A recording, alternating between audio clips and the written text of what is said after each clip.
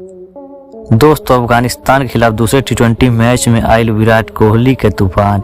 दोस्तों विराट कोहली अफगानिस्तान की गेंदबाजन गेंद भगा भगा के मरलन और दिखौना उन्होंने की असली औकात और मात्र इतना गेंदा में खेल देना 90 रन के तूफानी पारी और तोड़ देना अंदर रसल के वर्ल्ड रिकॉर्ड। दोस्तों आप भी देखल चाहतनी विराट कोहली के खतरनाक बल्लेबाजी का पूरा वीडियो, तो ये वीडियो को एक लाइक करके चैनल को सब्सक्राइब जरूर करें।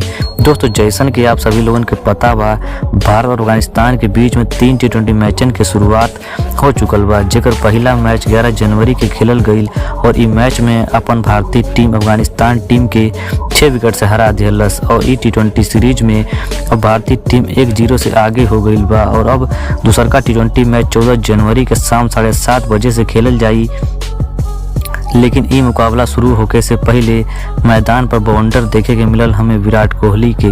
दोस्तों विराट कोहली दूसर का टी20 मैच से पहले मैच प्रैक्टिस के दौरान अफगानिस्तान के गेंदबाजन के रुलौनन खून के आंसू और गेंदबाजन के मार मार के भूसा भरा देना और मात्र 31 गेंदों में खेल देना 90 रन के तूफानी पारी और अपनी पारी के दौरान लगौनन 14 गो छक्का और तोड़ देलन अंदर रसल के वर्ल्ड रिकॉर्ड। दोस्तों विराट कोहली के बल्लेबाजी आप लोगों के कैसन लगल, आप अपन राय नीचे कमेंट सेक्शन में कमेंट करके जरूर देव।